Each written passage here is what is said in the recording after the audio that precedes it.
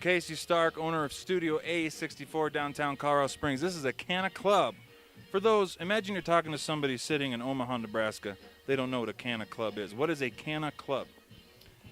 A cannabis club right now is being defined in America, and it's amazing, really. Just like medical rights have been defined, recreational rights have been defined. So what we do here, it's art, it's music, it's politics, what I like to call pot-politics. A lot of people call it Liberty Hall because, you know, there is a fire department, there is the county commissioner's office, there is the police station. You know, we put ourselves where we could not be denied. We're not trying to hide. The Colorado Constitution now states that you, as an adult, have the right to consume. The question is public, private. What does that mean? Where does that begin? Where does it end? And a lot of clubs have been shut down. A lot of people operate in a circus mode where they go here then disappear, go here and disappear, or they hide. But that is not American. If the bar downstairs can rock till 2 a.m. and rip the doors off and drink, well, hallelujah.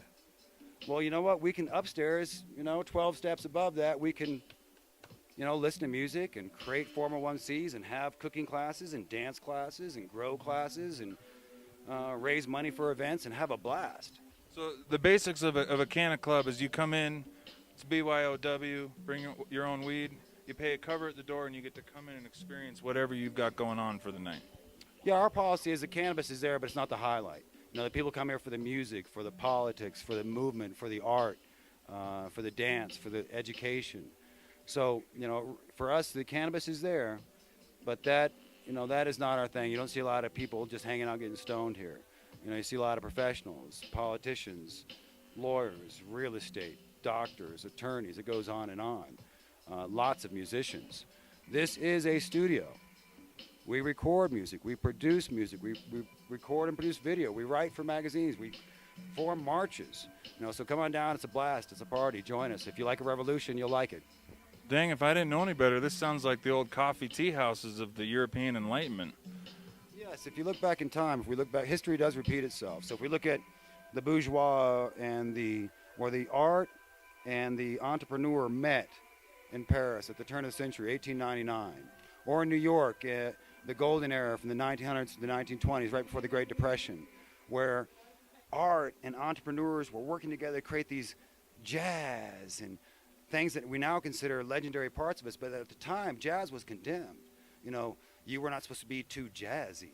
To be too jazzy was you're not one of us, are you? But now we worship it. It's like jazz, it's an American thing. So cannabis is going to be an American thing. And there's a lot of music and art going on. So, yeah, it is a bit of that repetition where history is kind of repeating itself in a 21st century manner. If we can bring the businessmen and the art together, the politics will follow. And then we don't have to worry about the politics. Why are canna clubs targeted politically by the city? What is it they're arguing that makes you, quote unquote, separate? What is their argument? I think their argument is, and I can't speak for the city, but I think their argument is that we're not really what we say we are. We're something scary. We're something unknown. We're something going on there that could be dangerous. The fascinating and titillating part of that is it over cannabis?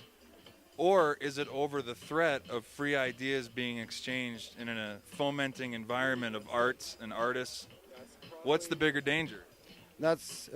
Well, I wish I knew who my accused were. That'd make it much easier to know what they were complaining about. But currently, they're saying that we're not private. Well, yes, we are. Everyone gets checked in. Everyone has to agree. If you don't agree, you don't check in. And if you break our rules, well, we're going to check you out real quick. Real simple. So, la-di-da, just like the Elks Club. The Elks Club was started by 12 drunks, by the way. And today it's a $40 million charity.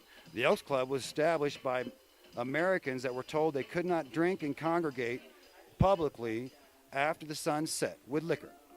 So artists and musicians in the 1800s were devastated by that, just like they are now. Well, what did we learn today, guys? We learned that Colorado is the first state to stop prohibition on alcohol, the first state to stop prohibition on weed, and the Elks were started by drunk people who didn't want to be told not to drink at night. So it sounds like you are a long line of radicals that have started great things that people now take for granted. So I wish you all the luck. Because it's actually the benevolent order of the buffaloes. We are the boobs. If you want to be one of us, we will support your rights. We'll defend your rights as long as you behave. And yeah, we have cannabis. I want to be a boob. You can.